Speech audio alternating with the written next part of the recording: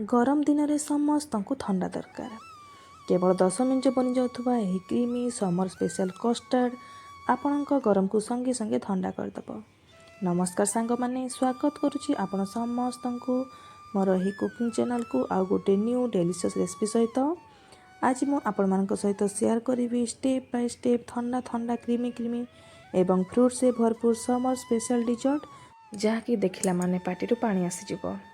जदि आपण माने परफेक्ट डिजर्ट बनवाई चाहूँगी जहाँकि समस्त को छोट बड़ पसंद आसब तो भिडियोटी को लास्ट पर्यंत निश्चय देखंतु, कारण मु आज किसी स्पेशल टिप्स बतेबी जहाँफल कि आपण कस्टर्ड पूरा क्रीम बनवा सहित बिल्कुल पतला हेनी।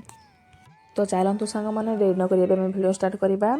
कस्टर्ड बनवाई फास्ट आम 1 लिटर क्षीर को भल भाव फुटे नवा। क्षीर भल भाव फुटी आसला आम गैस फ्लेम को लो रखी नवा। देन गोटे बाउल आम 4 ରୁ 5 चामच कस्टर्ड पाउडर को नहीं जावा। से गरम क्षीर को आड कर आम गोटे प्यूरी रेडी करवा। तापर गरम क्षीर आम अल्प अल्प आड कर आम यहाँ भल भाव गोलेवा। मन रखिए गोटे हाथ में प्यूरी आड करेंगे, गोटे हाथ में चामच चौथे ना लंच हो चांसेस थाए। तापर ये स्वाद अनुसार चीनी को आड करदे। आपको जिते मीठा पसंद से हिसाब से आड करेंगे। तापर 2 ରୁ 3 मिनट पर्यंत फुटी सारा आम गैस फ्लेम को अफ करना।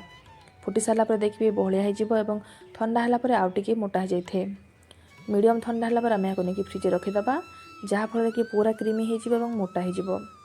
से भितर आम चलते किसी फ्रुट गुड़ा कट करना। जबकि फ्रुट नहीं देखो banana, apple, black grapes, pomegranate, orange, किसी ड्राई फ्रुट्स एवं बॉयल साबुदाना।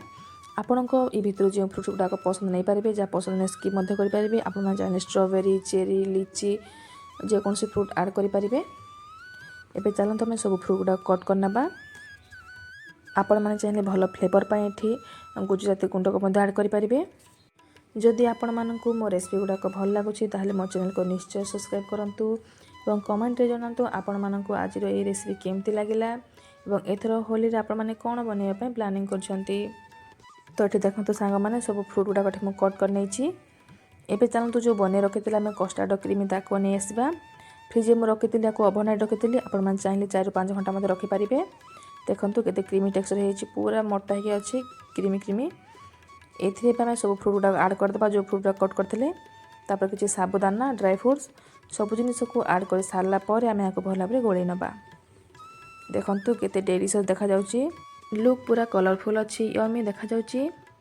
आपण माने आगु तो समर आसुची, एमती बनेकी खातु। फ्रुट मध्य देह ପାଇଁ बहुत भल। आपण माने थोड़ा निश्चय ट्राई करंतु, छोट ରୁ बड़ समस्त को पसंद आसीबो। एबे चलते आम सर्व करवा। आपण जब गोटे ग्लास खाऊँ ना आपण पेट ठंडा बा सहित मन पूरा शांति हो। तो सांग मैंने आपण मानक आज ये रेसिपी केमती लगिला मत कमेंट निश्चय जनइबे।